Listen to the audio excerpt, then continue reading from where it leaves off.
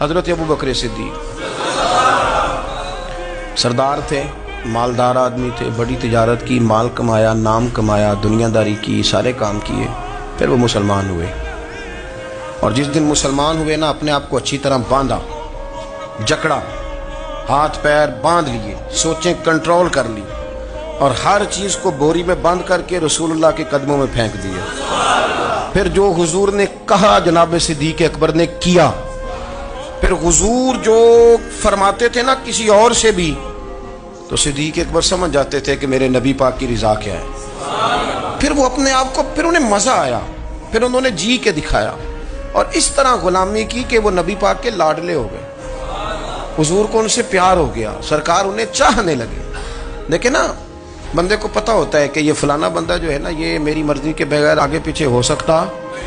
تو حضرت ابو بکر صدیق، پھر حضور نے جناب صدیق اکبر سے پیار کیا۔ حدیث کے راوی ہیں مولا علی، شیر خدا کرم اللہ تعالی وجہہ الکریم۔ کسی نے پوچھا تھا علی آپ بتائیے نبی پاک علیہ السلام کو سب سے زیادہ پیار کس کے ساتھ تھا؟ تو آپ فرمانے لگے سیدہ عائشہ صدیقہ کے ساتھ۔ تو وہ کہنے لگا میں نے تو مردوں میں پوچھا تھا۔ تو حضرت علی فرمانے لگے وہ بھی کوئی مشکل سوال نہیں، حضور کو مردوں میں سب سے زیادہ پیار عائشہ کے باپ ابو بکر صدیق سے تھا۔ اچھا، یہاں ایک اور لطف کی بات ہے، اسی مشکات میں یہ حدیث ہے، تو اسی مشکات میں کی دوسری حدیث بھی سنیں۔ کسی نے حضرت عائشہ صدیقہ سے پوچھا کہ نبی کریم کو سب سے زیادہ پیار کس کے ساتھ ہے؟ کہنے لگی یہ کوئی پوچھنے والی بات ہے، سیدہ فاطمہ الزہرا کے ساتھ۔ تو وہ کہنے لگا جی میں نے تو مردوں میں پوچھا تھا۔ تو فرمانے لگے یہ بھی کوئی مشکل سوال نہیں، حضور کو مردوں میں سب سے زیادہ پیار فاطمہ کے شوہر مولا علی شیر خدا کے ساتھ۔ وہ ایک دوسرے پہ رشک کر رہے ہیں اور دنیا کہتی ہے کہ معاذ اللہ حسد کرتے تھے۔ وہ رشک کر رہے ہیں، رشک سے بتا رہے ہیں۔ حضور کو پیار تھا جناب صدیق اکبر سے۔ کئی دفعہ نا کچھ اپنے بھی بوجھ بننے لگتے ہیں، مرضی کے مطابق نہیں چلتے، وہ تھوڑی سی اپنی بھی خواہش شامل کر، تھوڑی اپنی بھی انا شامل کرتے ہیں۔ تیری اگر انا یار کے مقابلے میں آ گئی تو دنیا کا سب سے کمزور آدمی ہے، تو کنگال بندہ ہے کہ محبوب کے رستے میں تیری انا آ گئی، غلامی کے رستے میں تیرا وجود آ گیا، اور فقیری کے رستے میں تیری ذات آ گئی، تو کنگال آدمی ہے، تو سیاںا نہیں، دنیا کا سب سے پاگل آدمی ہے۔ حضرت صدیق اکبر نے اپنے آپ کو لپیٹ کے حضور کی بارگاہ میں پیش کی۔ کبھی کوئی شے رستے میں آئی، نہ باپ، نہ بچے، نہ گھر، نہ دولت، نہ جوانی، نہ شہرت، نہ اقتدار، نہ وقار، کوئی شے نہیں۔ اور حضور سید عالم صلی اللہ علیہ وسلم کا نا انہوں نے قرب پا لیا، محبوب کو راضی کرنے میں نا کامیاب ہو گئے، سرکار ان سے پیار کرنے لگے۔ شاہ ولی اللہ صاحب کہتے ہیں ازالت الخفا میں، نبی پاک صلی اللہ تعالی علیہ وسلم نے یوں بیٹھے بیٹھے ایک دن صحابہ سے فرمایا یار روز نہ بیٹھے رہا کرو، وقفے سے ملا کرو۔ کہ کچھ لوگ زیادہ ساتھ رہنے لگتے ہیں تو ادب نہیں نہ رہتا، ان کو احساس نہیں ہوتا کہ میں کیا کر رہا ہوں۔ تو نبی کریم صلی اللہ تعالی علیہ وسلم نے صحابہ کے مجمع پہ نظر ڈال کے فرمایا، حضور فرمانے لگے روز نہ ملا کرو، وقفے سے ملنے سے محبت بڑھتی ہے۔ حضرت صدیق اکبر بھی مجمع میں بیٹھے تھے، وہ بھی 3 نمازوں میں نہ آئے تو پیچھے ہی نماز پڑھ کے چلے گئے۔ ایک روایت ہے عصر مغرب عشاء، اور دوسری جگہ لکھا کہ نہیں ظہر عصر مغرب تھی، پیچھے نماز پڑھی چلے گئے، پھر عصر پڑھی چلے گئے، پھر مغرب پڑھی، اور حضور نے ظہر کے بعد حضرت انس بن مالک سے پوچھا ابو بکر نہیں آئے؟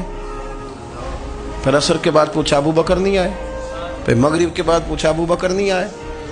تو حضرت انس بن مالک کہتے ہیں میں بھی حیران تھا کہ وہ نماز تو پڑھ کے گئے ہیں، اور حضور کا طریقہ تھا کہ سلام پھیر کے پیچھے دیکھتے تھے۔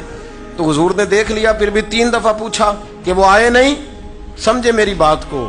حضور فرما رہے ہیں نماز پڑھنے تو ساری دنیا ہی آتی ہے، وہ تو اسپیشل آیا کرتا تھا، وہ آئے نہیں جناب صدیق اکبر۔